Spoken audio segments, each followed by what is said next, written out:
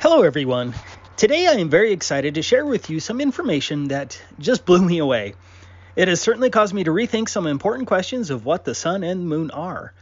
And that's why I love the flat earth. There are so many intelligent people out there exploring our true reality, and they are making some amazing discoveries. Sometimes these discoveries contradict our preconceptions, as happened here with me. So, for the last year, I've been seeing quite a few flat earth videos talking about the April 8th, 2024 eclipse across North America, and a lot of channels questioned whether it was actually the moon that eclipsed the sun. Honestly, I thought these flat earth claims about the moon were nonsense. Under the flat earth model, it only makes sense that as both the sun and moon travel on their respective paths between the tropics, that once in a while the sun and moon would connect, resulting in an eclipse where the moon is in front of the sun. That made sense to me. I truly didn't understand why flat earthers were arguing this point. But one key thing that I've learned since flat earth is not to hold on to your preconceptions and prejudices too tightly. Late last night, I watched this video from the channel Hanging on His Words. I'll have a link to his channel in the description. The gentleman with the beard who made the presentation is named Jeremy McGarry. Jeremy is a senior engineer and has 19 patents to his name. In short, Jeremy is going to present meticulous video evidence detailing why it's impossible that it was the moon that eclipsed the sun. And this presentation absolutely shocked me. The presentation is over 50 minutes long, and so I wanted to provide a quick summary of what Jeremy discovered. First, Jeremy, who lived in Erie, Pennsylvania, which was within the totality pathway of the 2024 eclipse, hooked up a time-lapse camera to his house that had a view of the pathways of both the sun and the moon. The camera was fixed to the house and did not move. For a couple of weeks, Jeremy filmed the paths of both the sun and the moon, and the trajectory of the paths of both the sun and the moon are the same on the camera. He spends quite a bit of time plotting these pathways. Here's what his time-lapse looked like. You can see how the pathway makes this arc in the sky. The sun expectedly rose higher up the camera each day, and the moon first dropped and then rose back up to the point that the moon fell on the same pathway as the sun. None of this falls outside mainstream arguments. At first glance, one might quickly say, well, that proves that it's the moon that's eclipsing the sun. I actually thought the same thing, and I thought that was where Jeremy was going with this presentation. I missed some of the initial discussion. But here's the problem. As detailed by Jeremy, the trajectory of the sun and the moon were supposed to be on the exact same pathway. And that's confirmed by the United States Naval Observatory as indicated here. But the trajectory of the object that passes in front of the sun during the 2024 eclipse is not on the same trajectory. In fact, it is substantially different. So different that it's impossible that it's a simple mistake. The diagram of the eclipse on the right side is how the eclipse should have happened. Instead, the object that passes in front of the sun comes from a different trajectory, from the bottom, as shown on the photograph on the left side. Left is actual, right is how it should have happened if it was indeed the moon. Do you see the differences in the angles? According to Jeremy, it's physically impossible that it was the moon in front of the sun. Here he is with a wooden model describing the issue again. The eclipse should have come from the right, with the sun and the moon on the same trajectory. Instead, the object that comes in front of the sun comes from the bottom, which debunks everything we thought we knew about the eclipse. Well, at least for me. I just find this presentation fascinating and hope you enjoy it as well.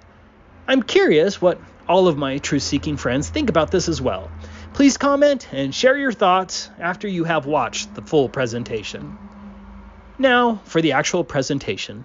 Enjoy. Let's talk a little about the solar eclipse that happened on April 8th and what we were told was going to happen. So the locations and the trajectory path of the moon. So what is trajectory? I just grabbed the first one you Google. A trajectory is the path of a projectile or other moving body through space. I'm going to be focusing on trajectory a lot tonight because that's kind of the crux of what I'm going to be sharing here is the trajectory of the sun and moon through the sky versus what we saw passing in front of the sun. Okay. As you know, George already showed this. George Nuber from GeoTruth showed this back in January, or I believe is maybe a little bit more recently, but this is what the United States Naval Observatory website is still up today. You can go look at it. It's the 2024 April 8th solar eclipse. And if you notice right here, what they tell you, I'm not sure why they found it interesting to focus on this, but they even said all the way back to 648 BC that this was Zeus. Interesting why they would say that. Really? Does it say that there? Yeah. I just enlarged the screen there. Can you see what it says there? I'll read it. Okay. No, yeah, just go ahead and read it. Nothing there is beyond hope. Nothing can be sworn impossible. Nothing wonderful since Zeus, father of the Olympians, made night from midday, hiding the light of the shining sun, and sore fear came upon men. It's a Greek poet from 648 BC, quoted by our United States Naval Observatory. Okay. No, Why no would they do coincidence that? there at all. No coincidence. Yeah. Gosh. All right. So this is, again, directly from their website. You can see the path. I drew a line showing where Erie, Pennsylvania is. That's where I am right now. And there's another spot here, Jackson, Missouri, which I'll show you why I'm highlighting that too. But this is the path. If you can see my mouse, this is the path of the solar eclipse that happened. All right? We all know this. And Path of totality, right? Yeah.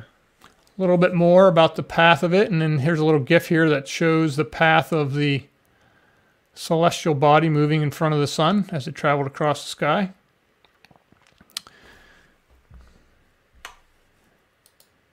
And now let's talk a little bit about the solar eclipse in Erie, Pennsylvania, because I'm going to share essentially my data that I collected in Erie. The maximum occurred at 3:18 p.m. Eastern Standard Time. So for those in the military, that's 15:18, and they'll mess with you a little bit here with different, the Zulu time and things like that. But essentially, it's 3:18 is when it happened for us. There is the lat and longitude finder. So when you know where Erie, Pennsylvania is, you can take this latitude, longitude, drop it into the United States Naval website, and it will tell you exactly when the eclipse begins, when totality begins, when the maximum eclipse is at its peak. And there again, there's their 1918, that's UTC time, they call it, but that is the same as 1518 or 3:18 Eastern Daylight Time. And then it tells you when it ends. So it starts about 1802, which is about 2 o'clock Erie time, and ends about 4:30. All right? So it's about an hour and 15 before the total eclipse and an hour and 15 minutes after. And this is, again, straight from the website of the United States Naval Observatory. Okay, so now I'm going to show you a little video from timeanddate.com that will tell you what you are going to see if you're standing in Erie looking up at the solar eclipse. And the red arrows are the trajectory of the celestial body passing in front of the sun. So let me see if this works here. Hopefully it does. I will try and get the website up here. Make this big screen. This is from timeanddate.com. They're going to tell you what you should expect to see. Okay. All right. Can you see that, Ken? I can, yep. All right, very good. So notice the trajectory on how it passes in front of the sun. Goes into total eclipse. So it goes from like 5 to 11 type angle. Yeah, and then it kind of moves off almost directly straight up, but more like 11:30. And it starts to move up. Right. So, and then by the time it reaches the top, it's almost going off like the top of the sun. So the trajectory, the path of that body moving across the sun, I'll let it play a little bit more here. You can kind of see. This is what they predicted in the animation that you would see.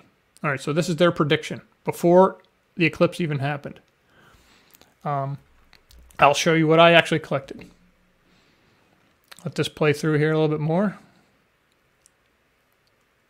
And then it goes off the top. All right. Let's start back to the show now. So you can see I drew the red arrows here. This will be kind of a common thing throughout here. The red arrows are the trajectory, the path that body is moving towards the sun. All right. Which may seem a little strange now, but I'll try and do my best here to show you why I don't believe what passed in front of the sun was not the moon. Okay. All right, so this is me with my Nikon P1000 camera. I have my cell phone also mounted to it to take pictures. And I tested it on April 7th. And you can almost see here the roof of my neighbor's house. There's some of my trees. I am trying to show you that I am basically oriented with the horizon. I am not tilting my camera to give you a trajectory that's off center. The horizon is fixed with my camera. And many thanks again to George Newber. I had a long conversation with him. He helped me set up my camera. I bought the tracker here. So there's a tracker that I can actually, you can see in my hand there, I've got the remote. You can move the camera so it keeps track, as you know, the sun and keeps moving across the sky. So you have to keep your camera moving with it and it'll track it. So many thanks to George for helping. Yeah, shout out to George. Yes, that's awesome. You. And he got me hooked up with the right filters and everything for being able to view it, get good pictures. Nice. All right. So this is some of the pictures that I took with my camera. So you saw what time and date said. They said that how you saw the trajectory. The trajectory that I actually saw with my camera was not exactly the same as theirs, but it was an animation, right? So it's pretty close. You could see this, whatever's coming across the sun was coming in, like you said, Ken, like about 5 o'clock and moving up towards like 11 o'clock. That's how you could kind of see it. Mm-hmm. And these are the times, you know, right almost up before the total solar eclipse happened. And next slide here is, this is when we're going into total eclipse. And there's some red dots here. You can hear some people have shown pictures of, you know, what are these red dots? All right. I don't have a good answer for you on that. We'll let people decide what they think it is. But there's your solar eclipse. This is my camera. All these are my pictures. And then this is the diamond ring that everybody gets so excited about. Yeah. And I'll show you, hopefully this video works on the next slide, where my family got a little excited about it too, because my whole family was in Erie for the solar eclipse event. So we hosted quite a bit of folks there. It was a good time. Nice. I did not tell anybody about biblical cosmology because they're not ready and they would just argue with me. So they had a good time. I had a good time. They did not realize they were actually celebrating unleavened bread with me because that was the same week. Yeah. But we had a good time. Awesome. All right. So this is, I'll set this up here. This is from my cell phone, and I'm recording this during the solar eclipse. And I'm only going to give you a little snippet here. This is right before, as we go into the diamond ring. So you don't expect this to show up if you're not, yeah, I mean, most people, I mean, there's some who are all crazy about the diamond ring, but some don't even know what it is. So this is, hopefully this works. This is my sister getting a little excited about it when it was coming along. It's about 9 seconds.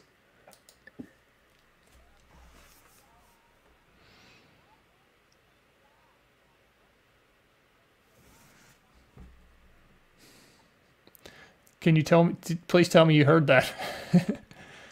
I didn't hear any audio. No. Yeah, I didn't think you could. It was, so I'll just have to relay it. My sister is essentially yelling, "What is that? What is that?"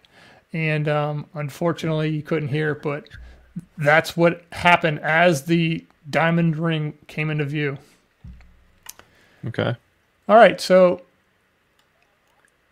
this is now some pictures with my cell phone. Sometimes I could get pictures when there's a lot of cloud cover. You could actually get a picture of it. There's kind of two cool pictures here in the top right and bottom left. They have like a halo around the sun that you saw, which is kind of neat. I'm not sure what's causing that. But you could also see the trajectory going across the sun here from my cell phone camera, which is mounted on top of my P1000. Okay. All right, so this is the one that is the video evidence that shows what I had another camera set up. It was a time-lapse camera, and this is it. It's the Brinno TLC2000. You can go buy it. I attached it to my house about 3 weeks before the solar eclipse, and I just let it run. And I took pictures. I had it record every minute. So every minute it's taking a picture of the sky, which I'll show you here. and you can watch what happens all the way up to the eclipse and through the eclipse. So this is the camera I use. Not a big deal. It's a standard time-lapse camera that this company sells. It works. Here's my house. I mounted it up top there, right by my floodlights. Good spot. Yeah. On the driveway, and you can see a little cord, which I'll zoom in here on the next slide. Whoops, wrong way. So there it is, the zoom in. So it's just fixed there. I have it zip tied in place. It's not going anywhere unless, well, we've had lots of good wind and it didn't move. Yeah. And there's a USB cord that I pull the date off every once in a while. And that's running down into the window of my son's bedroom right there. So I had to hijack his window a little bit, but and it's still hijacked. It's still recording data right now. I'm sure he appreciated it. It's for science. It's for science, and he can't really open his window now because I got the cord in there. So he's a little ticked about that, but he has another window he can open. Okay, so this is actually the view if you're looking from my camera using my cell phone. So I'll call it a standard camera, right? You can see the streets to the right. You can see kind of the horizon. It's flat. You can see my neighbor's house, which is in all these pictures you're going to be seeing. You'll be seeing the top of his house and these trees over here. This is what you'll be seeing throughout this entire time-lapse video. Mm-hmm. So let's take a picture. Let's take a quick look at what this camera shows. So this time-lapse camera has a fisheye lens. What I mean by that is you can kind of see now at the top corners, this is my roof peak. You can see it's rounded. That's a fisheye lens, all right? We're not on a globe? That's not proving a globe there? Yeah, that happens a lot with the GoPro cameras. They're famous for the fisheye lens. Yeah. And you can also see there's a curved horizon. I told you, we just saw the picture of the standard one is not curved, and my street over here is not curved either, all right? So it's okay. Fisheye lens work. In the middle, it's roughly where you'll be seeing the sun and moon traverse across the sky here. Yep. It works pretty well. So at least you just know what you're looking at. Also down at the bottom here, there's a timestamp. So this one shows March 18th. That's when I actually started recording this. Like I said, about 3 weeks before the eclipse. The bottom also has the timestamp. And unfortunately, I'm off by 42 minutes because my batteries died before I got my USB plugged in. So every camera picture that you're seeing is off by 42 minutes plus some drift. There's also, I calculated my camera itself gets off by about a whole minute every week and I have to reset it. So it's not perfect, but it can be corrected. So we obviously know that the eclipse happens exactly at 3:18, and so I can back calculate everything. It's not a big deal. And then the last thing here is this is right down the middle of the picture here. My camera's looking at 187.9 degrees south, roughly almost directly south. And this is based on the true north azimuth as defined, again, by the U.S. Naval Observatory. Okay, so now that you know what you're looking at here, let's take a look at the video that's going to show the time lapse from March 23rd through the 26th. And the reason I'm picking this time is because in Erie, Pennsylvania, we have an average of about 100 clear days a year. 265 days out of the year, it's cloudy in Erie. So when you get some clear days, you're excited. Is it pretty chemtraily there too? You'll see all kind of chemtrails in this video, yes. They're everywhere.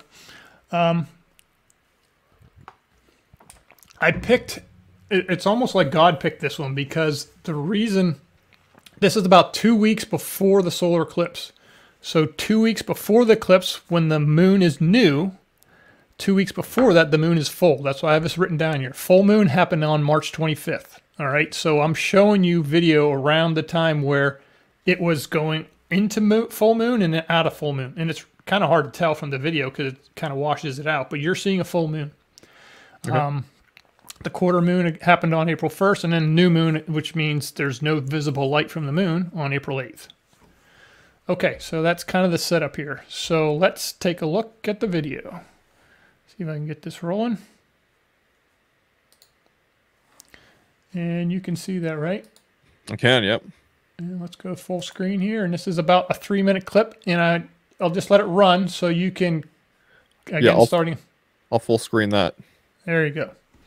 All right, so like I said, it's kind of cloudy. You notice the clouds are moving away, but you can see the sun moving across the sky here, and this is on the 23rd of March. And this is what it looks like. You can see my neighbor's house there, kind of right in the middle at the bottom. Mm-hmm. See my curved street on the lower right. Coming into nighttime now.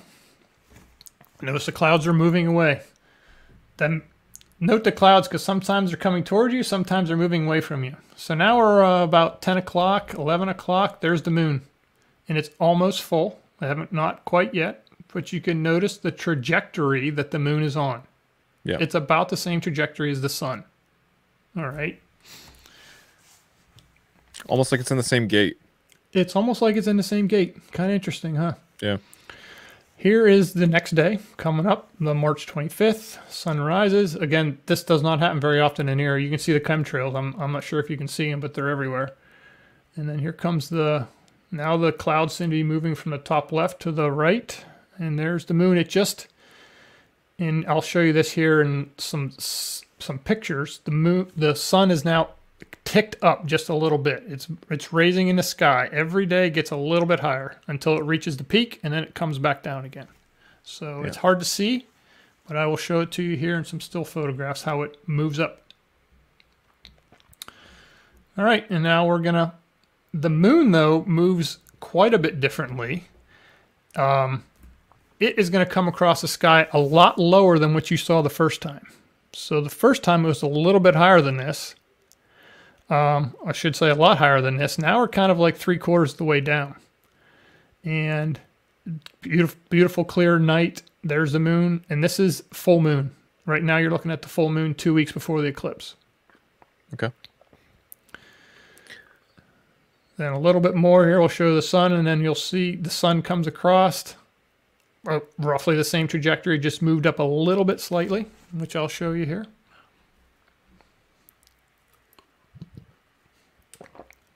Yeah, it's wild how the clouds just every direction differently. Clouds are every direction. And the chemtrails are everywhere. Yeah. Man. But you can see it ticking through here. Mm-hmm. And now if you remember where the moon was the first 2 times, you'll notice the moon when it comes up this time, it's going to be almost in the middle coming across the screen. You see the street lights on at the bottom right. Yeah. We got about 180 eyes watching right now, Jeremy. This is the most I've ever had on a live stream. So awesome. Thank you guys for joining. You're joining on a really neat presentation here. If you're enjoying it, please hit the thumbs up. That would be awesome. Okay, so it is in the middle there. Yep, right. It's roughly in the middle. A bit lower, yeah. And then it gets cloudy, and it's basically cloudy after this for the next week and a half, and you really couldn't see anything from the sky. Okay. But that right there gave you a good indication of what the trajectory of the sun and the moon look like going across the sky. Every night they're a little bit different. Every day they're a little bit different, and we'll walk through that here. So it's a good point of reference. Yep.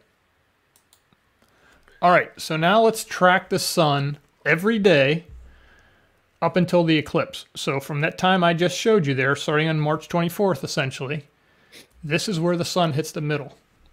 All right, this is March 24th. And I'm using the U.S. Naval Observatory data on the left there, which also confirms that what I'm looking at is 187.9 degrees azimuth. And you can see they say 188, but you'll notice it moves around a little bit, but it's almost exactly the same. Yeah. And there's your altitude. If you watch this altitude, as I click down through this altitude is going to keep rising up a little bit every day. All right, so this is March 24th. When I go to March 25th, you'll notice that the sun moves up a little bit. There, so the sun location is now up a little bit more. March 26th, it's going to move up a little bit more. And I have to estimate this sun because, again, it's cloudy. But I'll show you how I can estimate it because once the sun shows up again, you can almost back calculate where it was before. It's not hard to do. All right, March 27th, it's up a little bit more. And you can see, again, the altitude is now up to 50.7, the same azimuth. March 28th now, it's moved up. You can see the sun a little bit. Now the altitude's 51.1 degrees. March 29th, I had to estimate it again because it's cloudy, but there's the altitude, 51. March 30th, another estimation, but the altitude's moving up a little bit. Again, estimation. I told you there's a lot of cloudy days in Erie, so. Yeah, you weren't kidding. All right, so April 1st, we lucked out. We got a sun, and there's a lot of glare on the camera, but you can, roughly pick out the center of that glare is roughly where the sun, and I'm using that red dot as kind of like the focal point of where the sun is. The sun is really not that big. It's just, the lens glare. April 2nd, estimation, but it's continuing to move up. April 3rd, estimation, and you can see the altitude again, keeping moving up. April 4th, still estimation. April 5th, yes, I can roughly tell. If I didn't nail it right in the middle, you can see some of the sun when the clouds move out of the way, but it wasn't right in the middle. All right, so we lucked out. April 6th gave me a perfect sun. And as you can see, it's continuing to move up. April 7th, this is the day before the solar eclipse. I got a perfectly clear sky where you can see the sun moving across. So everything I just showed you now is the sun trajectory. It's every day it comes across the sky, it just ticks up a little bit more. Yeah, just gaining some altitude, yeah. Just gaining altitude until we're going to reach the peak here. And then it's going to hit that other gate and turn around and start coming back down. All right, so the last day here is April 8th, and it is also an estimation because unfortunately, on the solar eclipse day, it was raining in the morning. We didn't even think we would be able to see it. It cleared up just amazingly right when the sun, right when the eclipse was happening. So I did get pictures of it. Crazy, yeah. Yeah, it's kind of cool. All right, so now let's take a look at the moon's location. This really surprised me. I did not expect this in the least. The moon it moves a lot more than the sun. So the sun, again, ticks up every day. The moon, you'll see. All right, so let's start on the 24th of March. You can see the moon. I kind of showed this to you in the video. On the 25th, it's going to drop down a lot. You notice how much it dropped down? Yeah, significant amount. And then on the 26th, like from my screen, it's moving down almost like an inch. Here's the 26th. It drops down again quite a bit. 27th. Now, don't forget the 25th was full. And the 26th was, it's starting to wane now, but you can still see it just clear. 27th now, I had to estimate it because it's cloudy. And this estimation's a little bit tougher, but I do have some glimpses of moon occasionally here and there, not right on the middle, but I have them off to the side, and then I can use the trajectory of the moon to say, okay, it's going to end up here. Okay. So I got a good shot of it on the 28th. So I know it's moving down, and when I estimate it, it definitely helps. All right, there's March 29th, another clear shot of the moon. You see how much lower it is just from like 5 days earlier? Yes. And then March 30th, I still got a good clean shot of the moon, and April 1st is when I'm at half moon illumination. All right, so now I had to estimate it. These next couple days are going to be estimations, but it turns around. It goes down pretty low. It's like right over the top of my neighbor's house. I'm estimating here again. I'm estimating on April 2nd. Now I'm going April 3rd. I'm estimating, unfortunately. If you notice now, it's during the day. Up. Yeah. And it's during the day because I originally showed it to you at night. The moon takes about 45 to 55 minutes longer to traverse the sky than the sun does. That's why you get the 29 and a half days. Yeah, she lags a bit. She lags. Takes her 354 days to go around, not 364. All right, so April 4th, we're continuing to move up. April 5th, moving up. It kind of comes down and settles, and then kind of shoots back up again. And now I'm on April 6th, and I have to estimate, I can't actually see it because I'm almost to new moon. The illumination of the moon is so dim now that this beautifully bright sunny day, you can't see the moon. It's there if you really zoomed in on it, but the illumination is almost washed out from the sun. Okay, here's April 6th. As you see, it's now moving up, And as you can see on April 8th, you can guess it's going to step up again and be in the same exact trajectory as the sun. And there we go. So on April 8th now, the moon moved down and moved back up. So on April 8th, the sun and moon are on the same exact trajectory. Does that make sense? Yeah, it does, yeah. And at this point here, the moon is about 2 minutes ahead of the sun. So at some point here, I'm going to show you, the sun touches the moon and then they start to eclipse. And we'll walk through this trajectory. Okay. All right. So now let's talk about the sun trajectory. How did I come up with this? So think of it like this. I remember this toy when I was younger. This cable or wire that these beads move across, that is fixed. It's not random, right? I mean, if one of the beads is sliding across it, you can't come at it at a different angle. It has to slide across that that cable or the wire. And that blue line across the top is the trajectory of the sun during the eclipse. And let's walk through that. All right, so on the 24th, back to that data I showed you before, here's the sun location. You can kind of see it at the left over here. Let me give you a little point right over here. So that's right there. Now, I'm going to move forward of about 2 hours, and now the sun's right here. All right? I'm going to move forward about another 2 hours, and the sun's right smack in the middle. And I move forward another 2 hours, and the sun's over here. And I move forward another 2 hours, and he's down here. So when I lay this trajectory, that's what that blue line is. Does that make sense? It does, yep. That's the trajectory the sun took across the sky.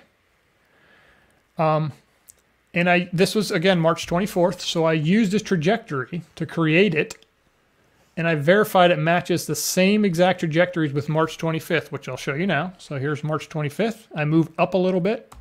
See how it moved up? Yep. But I had the sun so I could verify exactly where they were, and it matches perfectly. And then on March 28th, I move up a little bit more. Actually, 3 days now go by because I didn't have the sun on the 26th and 27th. I can only verify my trajectory on days I can see the sun. Right, yeah. And I saw it on the 28th, and this is the same trajectory again. And then now on April 7th, I had a beautiful shot on April 7th, and it's way up there. All right, so that's the trajectory of the sun. Now, I took this same exact trajectory of the sun and did it and dropped it on the moon trajectory around the same time, March 23rd, when I could see it, and it was visible and moving across the sky about the same altitude or the same position in the screen that you're seeing right now across the camera. Does that make sense? Yeah, it does. So I can see it. This is 2 weeks before the eclipse. And 2 weeks before, again, this is almost full moon. Not quite, but it's the same height as the moon trajectory. So that's why I used the March 23rd. Again, I don't know how I got clear skies on this, but if I didn't get this data, I wouldn't be able to line these up. Yeah. So here's the moon. I could see it. I can still see it right there. You can see it's a cloudy night, so a lot of these, I can't even see it. Bam, there it is right smack in the middle. Over to the right now, I can see it moving over. And then as it goes off the screen. Now I'm going to lay the exact same trajectory that I calculated for the sun on top of it, and it perfectly matches. Okay, awesome. So that means now that the moon must match exactly the trajectory of the sun on April 8th, solar eclipse day, because if the moon passes directly in front of the sun, it has to be on that same trajectory. If it's a little bit lower, you only see half the sun cover. If it's a little bit higher, the other. Does that make sense? Totally. Yep. All right. I have a sense of where you're going with this, my friend. People are loving it, man. You're building up the anticipation. Everyone's loving it in the chat here. Good. All right. So now let's. I used the Naval Observatory data here again to kind of show you on the day of the solar eclipse, and you can see on the left side here is the sun. On the right side is the moon. And this is April 8th again. And it starts at 8 a.m. and I do like every hour. I pick out the exact location, which I'll show you here. So at the 15:18, that's total eclipse time. And then you can see the azimuth of the sun on the left is 47 degrees if you were out measuring it. and the altitude of the moon is also the same. Excuse me, the altitude, not the azimuth. And then the azimuth of the sun and moon are identical. They have to be identical at the time of the solar eclipse, or you can't have the one completely covering the other one. So Right. this data matches. And you can walk back up through and back down. You can see that, yes, the altitude and azimuth of these, they're not perfect because obviously, you know, it only eclipses at exactly 318. So they're off a little bit, but it's the same trajectory. The sun and moon are on the same trajectory. Mm-hmm. Almost essentially across the sky. All right? Okay. All right, so now let's take a quick look at the solar eclipse day. So I'm going to play you a video just like I did before of my time lapse. You're not going to see as much again because it's very cloudy, but occasionally you'll get a blip of the eclipse happening. Occasionally you'll get a little bit of sun. But I will also walk you through in the still photograph after it what it looks like. So let's play this video here. Let me full screen this too. Yep. And I will jump ahead here to. All right, I'm going to move us forward to. I'll do April 7th. So this is April 7th. This is the sun. Like I told you, I had a beautiful clear sky on April 7th that I could see. The trajectory of the sun going across the sky. So I know on April 8th, which gets a little more cloudy, it's the same trajectory, just a little bit higher. All right, so I'll just let this roll here a little bit. You can see the clouds doing their crazy thing. I always expected the clouds move the same way, but they don't. Yeah. It's almost like everything above moves up above us and not us moving. Isn't that crazy? It's kind of crazy. Yeah, we don't have this jet stream. It always goes from west to east. All right, so now we're at like 1 a.m. on April 8th. We're getting there. You're not going to see the moon because obviously the moon doesn't cross paths, and it's at 0% illumination right now until the next day. So it's just a clear sky. Now you can see the sun coming up. It's about 6, 7 a.m. now. It is cloudy.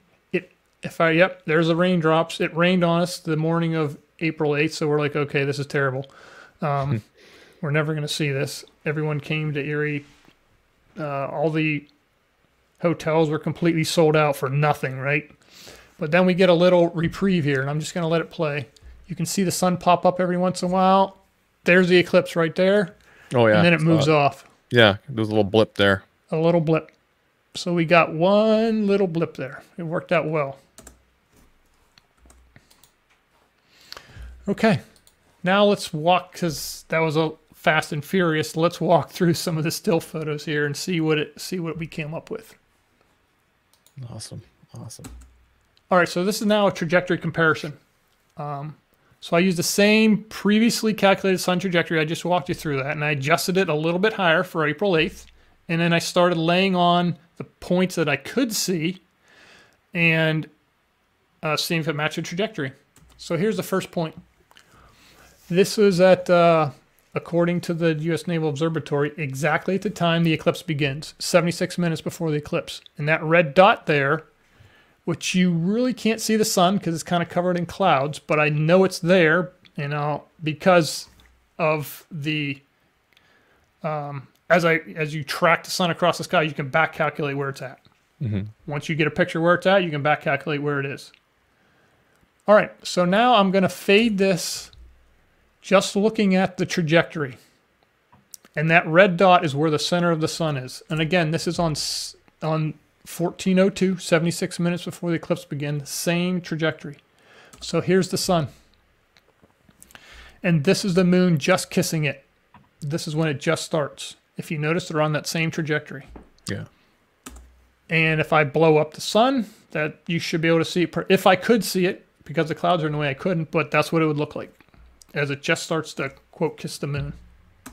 All right, so now let's move on a little bit more here. So 55 minutes from the total eclipse now. I still can't see the sun, but I know it's there because, again, I can calculate it based on when I can see it. So let's fade to black here.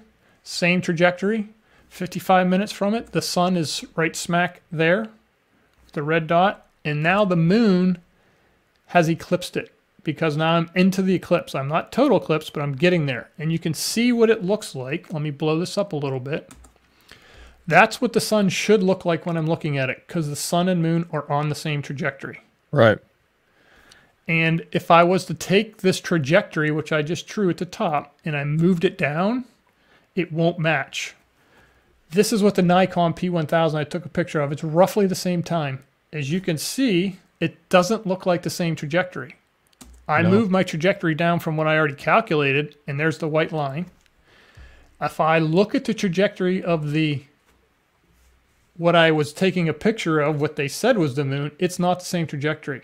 Yeah. Does that make sense? Not at all. It's like, what, 15, 20 degrees difference? Exactly. It's like, how is that possible? All right. Yeah. So let's keep moving along here. You're going to notice this, and I'll kind of go through some of these slides a little quickly because it's roughly the same thing, but I'm going to step through a little bit more time here now. So now I'm 35 minutes. Again, fade to black. There's the center of the sun. There's the moon eclipsing it. It's about that much covered because I know it exactly 15:18 or 3:18.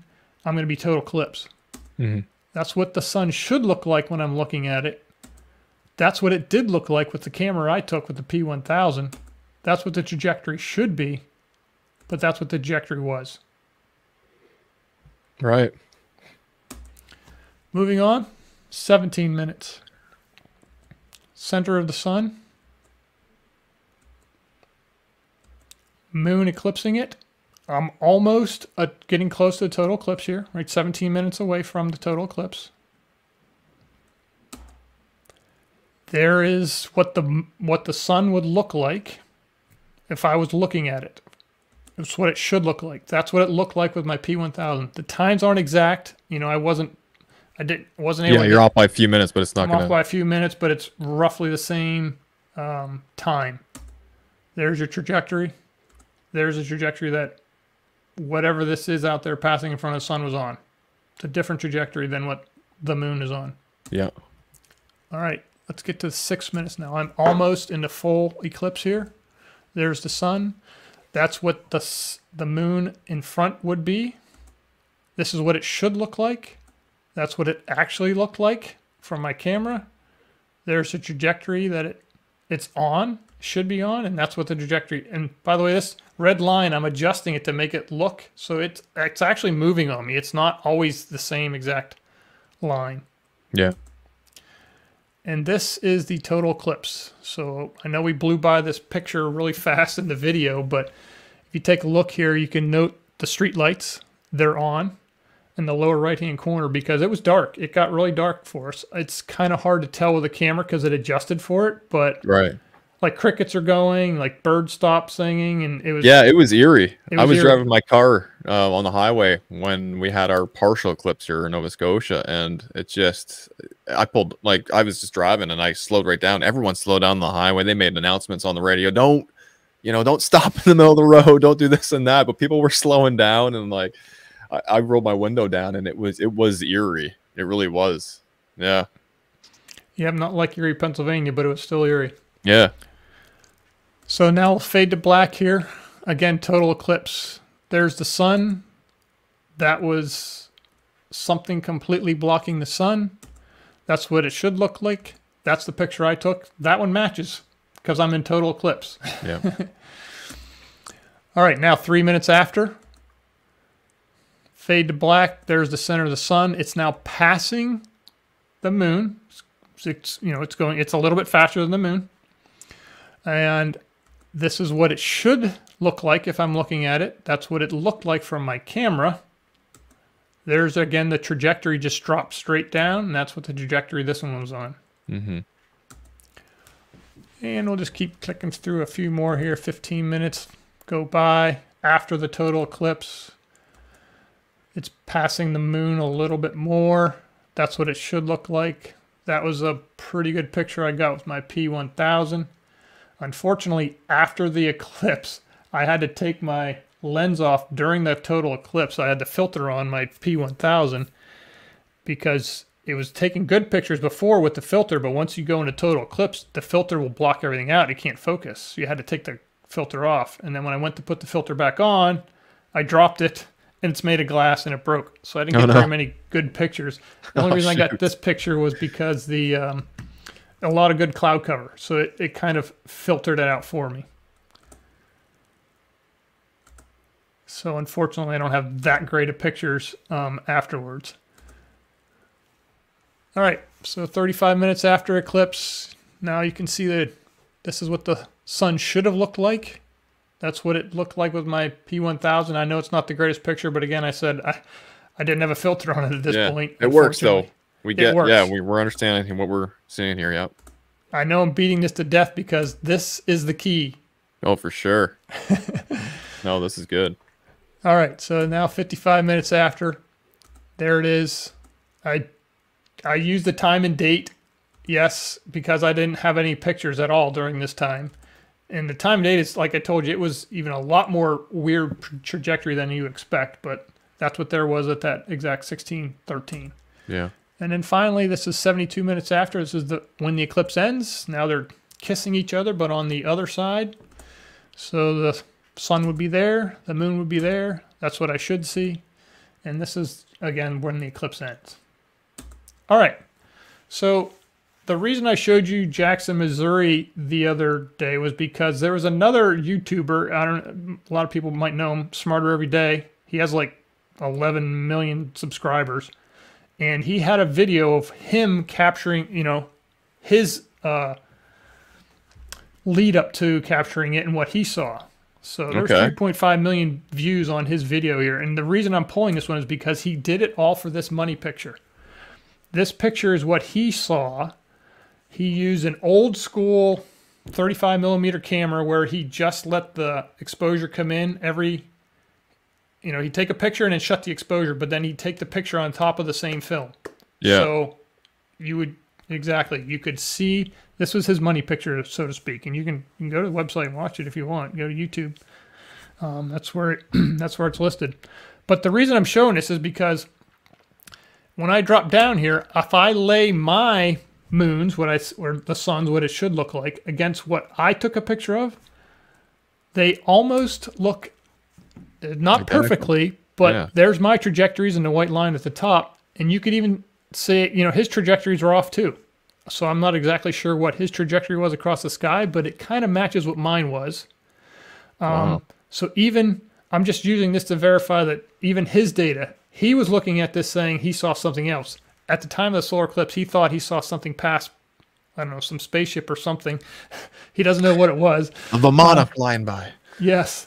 But I was just using this to show that even his money picture shows a different trajectory that what you would expect. And it was roughly the same as what I saw. Wow, all right. That's so cool. So now I'm going to show you I built a model here, and I'll show it to you in the background here a little bit. This is my model I built. And I'm going to walk you through a video how I built this. So we got some analog here, folks. This is definitely analog. If you couldn't get the digital, I'll give you some analog here. So now let me show you a quick little GoPro video that I made that showed you how this went together. Let me see if I can get this together now. If you guys are liking this, hit that thumbs up button. I would appreciate it, and so would Jeremy.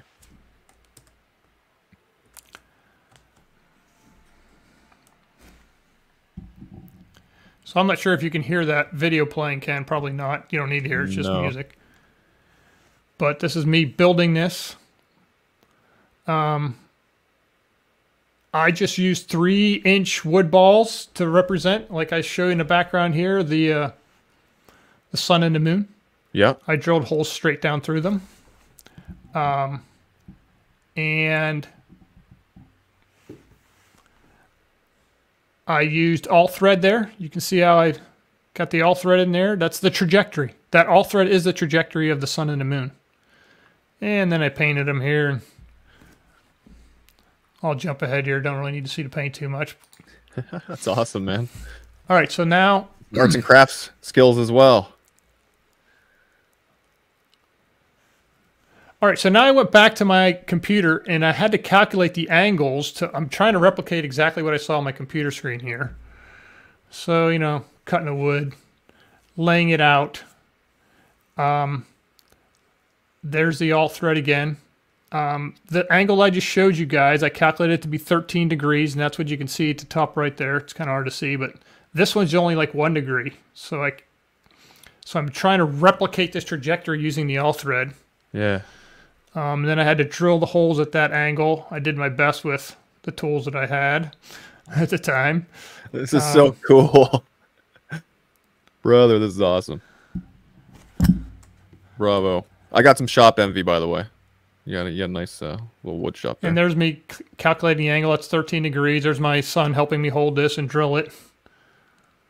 Nice. And there's the there's me getting a trajectory. It's not quite right, so I had to like pull it up in the middle, so I'm mimicking the same trajectory, and there it is. Wow. That is and that's cool, the finished man. Product. Thank you, Super GoPro. cool. Super cool. All right. So that was me building the model. That's what it looked like. And now let's go into the actual model. And the actual model, if you want to bring me back up here again, Ken, I'll kind of show this to you. Yep. All right. So this is a 16:9 ratio that you get from your camera. There is the sun and the moon just as they're starting to go into the eclipse, and you can see the trajectory. And I have the camera angled such that you can't see the two. As you notice, there's two alt threads that these are running on, because this will pass in front of. Right? So you can see that pass in front. And I put a little tape on there so you can kind of see how it moves, but I will walk you through without trying to pull these too much. You can see how I can now model exactly what we saw in the sky. And I took pictures of that, and I'll show you these next. Nice. You put some serious effort into this, brother. This is awesome. All right, so here is the model trajectory, and I'm just showing you pictures of what I had before behind me using my physical analog model, as Ken says. And I'm just going to step down through the same ones that I already showed you. Okay, so this is the same at the beginning of the eclipse. As I'm moving through the eclipse, you can kind of just focus on the white sun. This is what it should look like. As I keep stepping down through here, I'm getting a little bit closer and closer to total eclipse. I'm almost to total eclipse, and I'm moving the sun and moon across this trajectory. And now I'm in total eclipse. And I keep moving. You can see the sun starting to peek out on the right side there, and you can see a little bit more. See a little bit more. Almost out of the eclipse, and now we're out of the eclipse. Awesome. And one more little piece here. I'll just zoom in a little bit here, give you a little zoom in here, what it should look like. And this is all, the trajectory again is showing you what the sun should look like if I'm standing on the ground looking at it, and there was a moon passing in front of the sun that would block it. Does that make sense? Yes, it does, sir. Now I'm in total eclipse. And you can see there are two alt threads there, right? You can kind of see it in the back. You can see it, yeah. Now we're keeping moving along here, and we're out almost of eclipse. And there you go. Awesome. Okay. That is pretty much my presentation, Ken. I do have one final question from my son that he posed this.